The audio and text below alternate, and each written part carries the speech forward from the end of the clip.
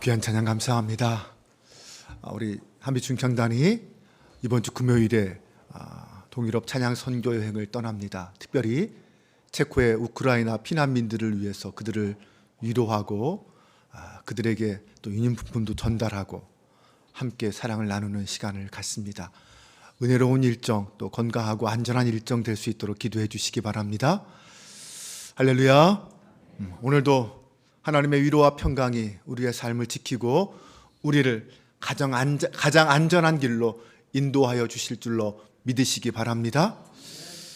오늘 본문 이사야 62장의 배경을 살펴보려고 합니다. 이사야 60장부터 66장까지는 바벨론 포로 이후에 예루살렘으로 돌아온 이스라엘의 구원의 날에 대하여 선포하고 있습니다. 주전 701년 히스기야 왕 때에 아수르의 사네립이 이스라엘을 쳐들어 옵니다. 그리고는 유다의 모든 성읍을 점령하고 예루살렘 성만 남는 비참한 일이 벌어졌습니다. 당시 유다는 사네립의 부하 랍사게에게 이루 말할 수 없는 모욕과 수치를 당합니다. 히스기야는 여호와의 성전과 왕궁의 곳간에 있는 모든 은을 다 갖다가 사네립에게 바쳤습니다. 성전 문과 기둥의 금까지 다 벗겨서 바쳤습니다. 그럼에도 불구하고 사네립은 랍사게를 보내서 히스기야를 압박했고 그들은 예루살렘의 윗못 수도 곁 큰 길에서 서로 대치하게 되었습니다. 그때 랍사게는 히스기야와 이스라엘을 비웃고 모욕했습니다. 뿐만 아니라 여호와가 예루살렘을 내 손에서 건지겠느냐 라면서 여호와 하나님을 모독했습니다. 이사야는 바로 그 모든 일을 직접 보고 경험했습니다. 이사야는 이것이 하나님의 심판의 시작이라는 것을 알고 있었습니다.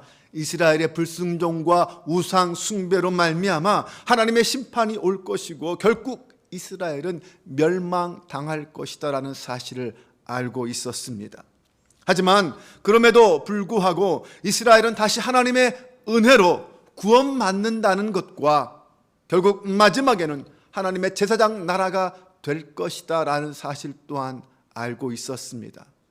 이것이 바로 하나님이 이사야에게 주신 메시지였습니다. 실제로 이스라엘은 주전 586년 바벨론에게 패망당합니다. 수많은 사람들이 포로로 끌려갔습니다. 그러나 주전 536년 바사의 고레스 왕의 칙령으로 5만 명이나 되는 이스라엘 백성들이 다시 예루살렘으로 귀환하게 됩니다.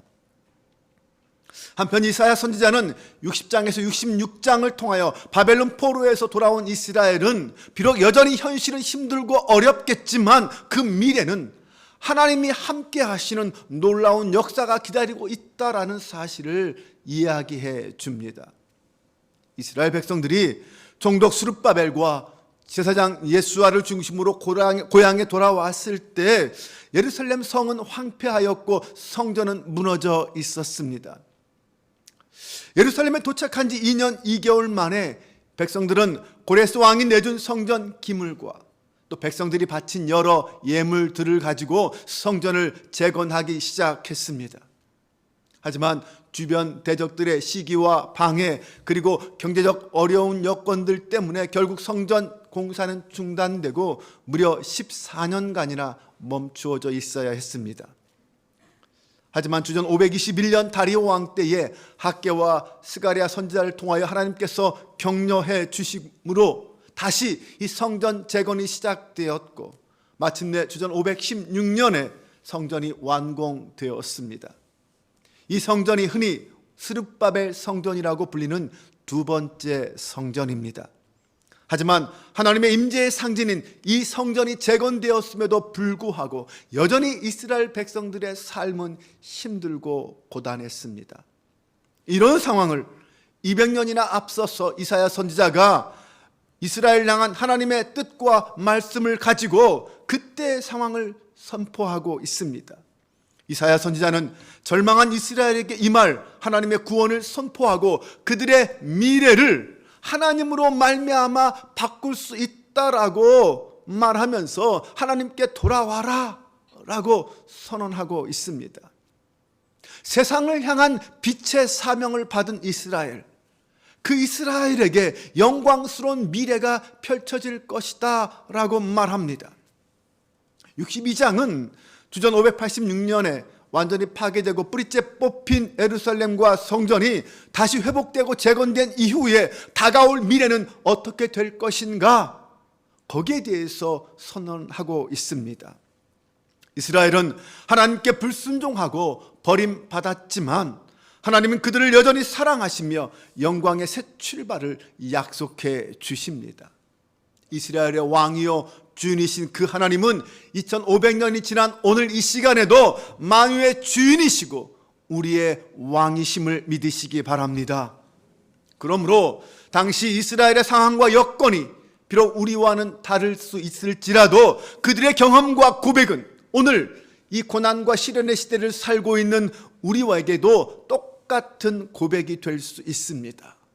낙심하고 절망하여 고통 속에 있는 백성들에게 하나님께서 어떻게 행하시겠다라고 말씀하시는지 오늘 본문을 통해서 살펴보려고 합니다. 첫 번째는 하나님은 자기 백성을 위하여 쉬지 않고 일하시겠다라고 말씀하십니다. 오늘 1절 말씀입니다.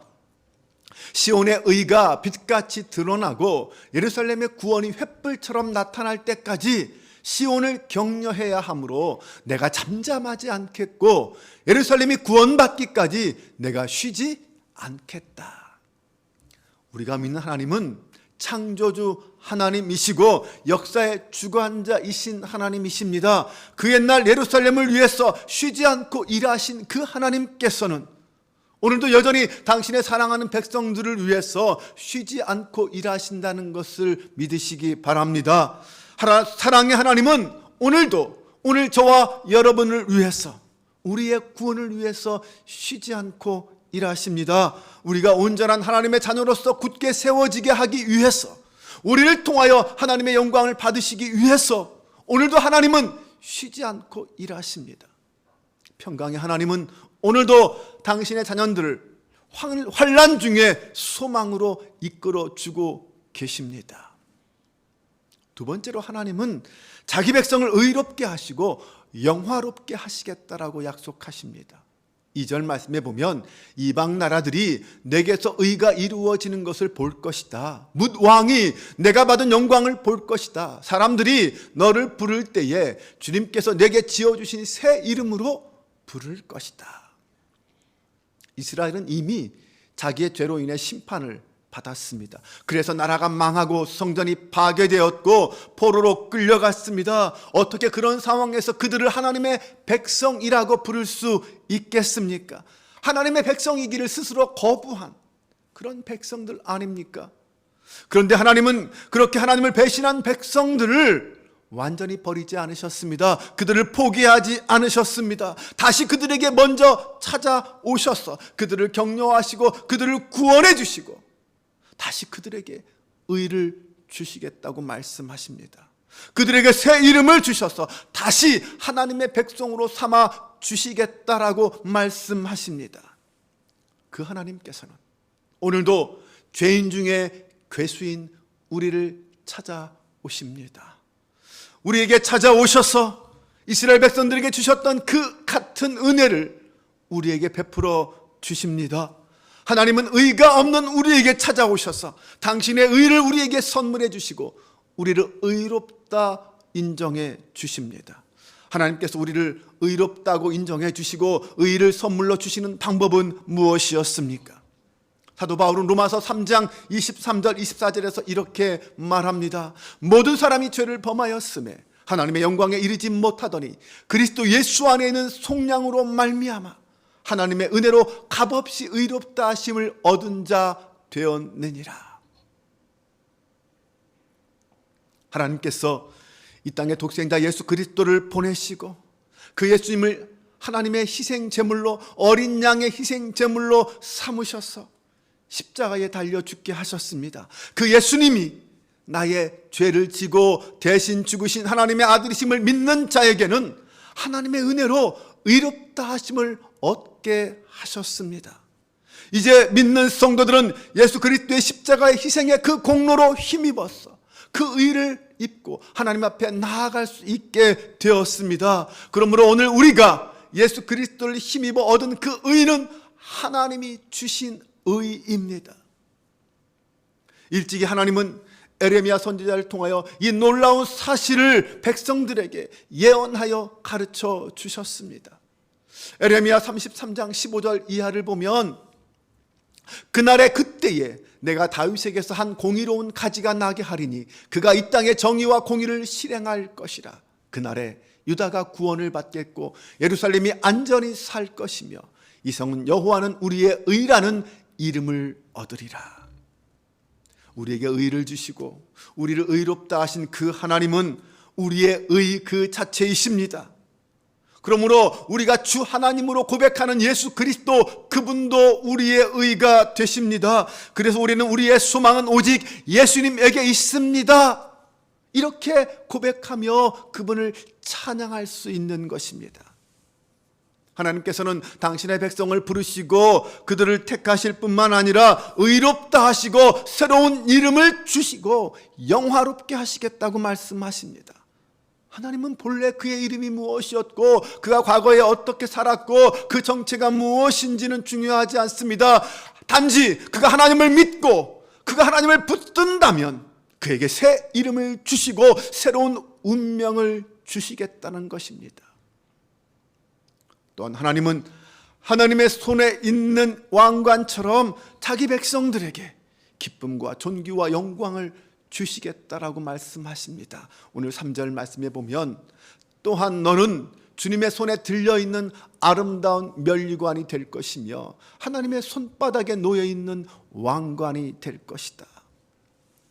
성도가 하나님의 손에 붙잡히면 아름다운 왕관이 된다라고 말씀하십니다. 하지만 하나님의 손을 떠나면 어떻게 될까요? 네, 하나님의 손을 떠나면 쓸모없어 불에 던져져 버리는 꺾여진 나뭇가지밖에 될 수 없습니다. 하나님 앞에서 은혜를 입은 성도들은 다시 하나님 앞에 붙잡힌 바 되어서 아름다운 면류관으로 쓰임받는 영광스러운 자리에 서게 될 것입니다. 은혜와 사랑의 하나님은 하나님께 범죄하고 버림받고 포로로 끌려갔던 백성들, 그들을 다시 예루살렘으로 돌아오게 하시고 그들에게 기쁨과 찬송과 영광을 회복시켜 주신다고 약속하십니다. 이사야 61장 3절 말씀에 보면 무릇 시온에서 슬퍼하는 자에게 화관을 주어 그 죄를 대신하며 기쁨의 기름으로 그 슬픔을 대신하며 찬송의 옷으로 그 근심을 대신하시고 그들이 의의 나무 곧 여호와께서 심으신 그 영광을 나타낼 자라 일컬음을 받게 하려 하심이라. 오늘 하나님은 죄인이었던 우리를 부르셔서 의인 삼아주시고 하나님의 영광을 나타내는 자로 사용하여 주십니다. 바울은 성도가 받은 그 은혜를 이렇게 설명했습니다. 로마서 8장 30절에 또 미리 정하신 그들을 또한 부르시고 부르신 그들을 또한 의롭다 하시고 의롭다 하신 그들을 또한 영화롭게 하셨느니라.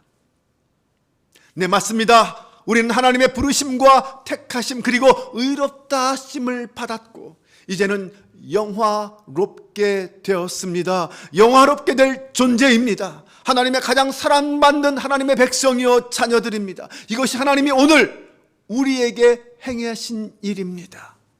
예수 그리스도의 십자가를 통하여 우리에게 성취하신 일입니다. 이것이 우리가 하나님께 받은 은혜입니다.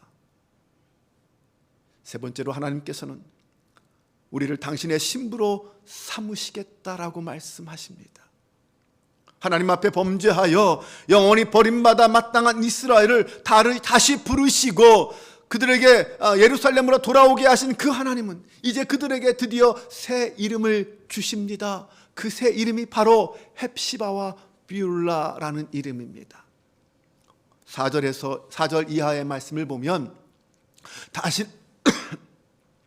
다시는 너를 버림받은 자라 부르지 아니하며 다시는 내 땅을 황무지라 부르지 아니하고 오직 너를 헵시바라 하며 내 땅을 뷸라라 하리니 이는 여호와께서 너를 기뻐하실 것이며 내 땅이 결혼한 것처럼 될 것임이라.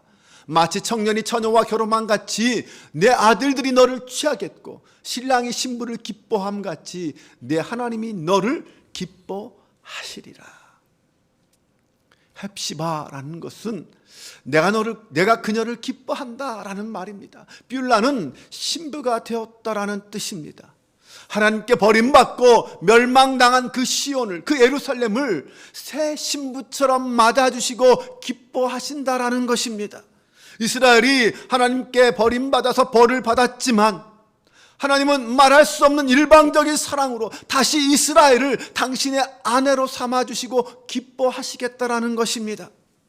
이 하나님의 사랑은 조건 없는 무조건적인 사랑이었습니다. 그분은 상대가 사랑받을 만해서 사랑하는 것이 아닙니다. 우리를 사랑하시고 우리를 구원하여 주신 그 하나님은 죄인들을 향하여 선행적으로 먼저 사랑하신 사랑입니다. 네, 우리의 모습에 영향받지 않으시고 우리를 신부 삼아 주셨습니다. 우리가 먼저 사랑한 것이 아닙니다. 그분이 먼저 우리를 찾아오시고 우리를 사랑해 주신 것입니다. 이것이 하나님의 사랑이었습니다. 하나님은 이렇게 아무런 조건도 없이 우리가 그분을 알기 전부터, 우리가 아직 죄인이었고 원수였을 때부터 우리를 택하시고 우리를 사랑하여 주셨습니다. 그리스도를 통하여 우리를 향한 그 사랑을 확증해 주셨습니다. 그래서 바울은 그 하나님의 사랑을 찬양하며 이렇게 고백했습니다. 이 고백이 우리의 고백이길 원합니다. 로마서 8장 31절 이하입니다. 그런즉 이 일에 대하여 우리가 무슨 말을 하리요? 만일 하나님이 우리를 위하시면 누가 우리를 대적하리요? 자기 아들을 아끼지 아니하시고 우리 모든 사람을 위하여 내주신 이가 어찌 그 아들과 함께 모든 것을 우리에게 주시지 아니하겠느냐? 누가 능히 하나님께서 택하신 자들을 고발하리요? 의롭다 하신 이는 하나님이시니 누가 정죄하리요? 죽으실 뿐 아니라 다시 살아나신 이는 그리스도 예수시니 그는 하나님 우편에 계신 자요 우리를 위하여 간구하는 자시니라. 누가 우리를 그리스도의 사랑에서 끊으리요? 환난이나 곤고나 박해나 기근이나 적신이나 위험이나 칼이랴. 38절 이하입니다. 내가 확신하노니 사망이나 생명이나 천사들이나 권세자들이나 내가 현재일이나 장래일이나 능력이나 높음이나 깊음이나 다른 그 어떤 피조물이라도 우리를 우리 주 그리스도 예수 안에 있는 하나님의 사랑에서 끊을 수 없으리라. 우리를 향한 하나님의 사랑은 이렇게 크고 위대하고 놀라운 사랑입니다. 그 누구도 막을 수 없고 그 누구도 끊을 수 없는 하나님의 사랑입니다. 헵시바나 뷸라라는 그 사랑의 마음은 친구 관계나 형제 관계를 넘는 깊은 사랑의 교제를 의미하는 말씀들입니다. 단순히 사랑의 대상이 되었다는 선언이 아닙니다. 지속적이고 구체적인 사랑의 교제를 이어가겠다라는 하나님의 마음이 그 속에 포함되어 있습니다. 네, 맞습니다. 우리를 아무런 조건 없이 사랑하시고 영원히 사랑하시는 그 하나님은 우리와 함께 부부 사이처럼, 부부관계처럼 그 사랑을 끝없이 이어가기를 원하십니다. 주님이 우리를 영원히 사랑하시듯 우리도 그 주님을 향하여 같은 사랑으로 고백해야 하지 않겠습니까? 찬송가 314장에 내 구주 예수를 더욱 사랑이라는 찬양이 있습니다. 이 찬양을 작사한 분이 엘리자베트 페이슨 프렌티스라는 분입니다. 그분은 1818년 10월 26일 미국 메인주 포틀랜드에서 태어나셨습니다. 27살에 조지 루이스 프렌티스 목사와 결혼합니다. 그녀는 병약한 몸으로 살다 보니 늘 병상에 누워있는 적이 많았다고 합니다. 그런데 하나님께서 그녀에게 글 쓰는 재주를 주셔서 특히 시를 쓰게 하셔서 많은 사람들에게 감동을 주었습니다. 그런데 결혼한 지 11년째 된 해인 1856년에 당시 유행하던 전염병으로 두 자녀를 잃었습니다. 그녀에게 너무나도 견디기 힘든 일이었습니다. 본인이 아파서 누워있는 것은 그래도 견디겠는데 두 자녀를 잃은 것은 이루 말할 수 없는 절망과 고통을 그녀에게 가져다 주었습니다. 그 절망과 슬픔 속에 빠져서 누워있는 그녀에게 남편 조지 루이스 목사가 찾아와서 이렇게 말합니다. 아이들이 하나님 품에 먼저 안겨갔으니 감사합시다. 이번엔 그동안 오랫동안 설교를 통하여 믿음으로 살라고 가르쳤는데 이제는 우리가 실천할 수 있는 기회가 왔습니다. 하나님을 사랑하고 감사하며 할수록 우리에게 능력이 생기는 기적이 일어납니다. 하지만 우리가 하나님을 덜 사랑하고 덜 감사하면 그 은혜가 손에 떠납니다. 우리는 그 손해가 생기는 것입니다. 여보, 말씀과 믿음으로 다시 일어납시다. 다시 시작합시다. 하나님을 사랑하면 사랑할수록 감사하는 큰 은혜가 임하고, 하나님을 덜 사랑하면 덜 사랑할수록 덜 감사할수록 그만큼 손해가 난다는 것입니다. 은혜가 떠난다는 것입니다. 사랑하는 남편의 위로 속에, 그리고 하나님의 말씀으로 그녀는 다시 힘을 얻고 일어나서 힘든 시간을 뒤로하고 다시 성령의 감동으로 시를 쓰기 시작했습니다. 한때는 세상의 기쁨만 구했습니다. 그곳에서 평안과 쉼을 찾았습니다. 그러나 이제는 주님만 바라봅니다. 가장 선한 것을 주시고 바로 이것이 나의 기도가 되게 하여 주옵소서. 이런 시였습니다. 그로부터 13년이 지난 1869년 남편 프랜티스 목사가 어느 날 이 시를 발견합니다. 13년 전 자녀를 잃었을 때 시련을 딛고 일어나 아내가 이 시를 썼다라는 것을 알고 큰 감동을 받았습니다. 그 이 시는 작곡가 윌리엄 하워드 던에 의해서 찬송가로 만들어져서 사람들에게 공개되었습니다. 314장입니다. 내 구주 예수를 더욱 사랑, 엎드려 비는 말 들으소서. 내 진정 소원이 내 구주 예수를 더욱 사랑, 더욱 사랑. 이전에 세상 나 기뻤어도 지금 내 기쁨은 오직 예수. 다만 내 비는 말, 내 구주 예수를 더욱 사랑, 더욱 사랑. 이 세상 떠날 때 찬양하고 숨질 때 하는 말 이것일세. 다만 내 비는 말, 내 구주 예수를 더욱 사랑, 더욱 사랑. 내 구주 예수를 더욱 사랑. 이것은 아픔을 딛고 믿음으로 그 아픔을 승화시킨 신앙의 고백이었습니다. 이사야 당시에 이스라엘은 이미 하나님과 헤어진 상태였습니다. 그러나 하나님은 이제 예루살렘을 헵시바와 비울라라는 이름을 주심으로 다시 하나님과 결혼한 신부가 되게 하시고 하나님의 기쁨이 회복되게 하시겠다라고 말씀하십니다. 본래 이름이란 그 사람의 정체성을 가리킵니다.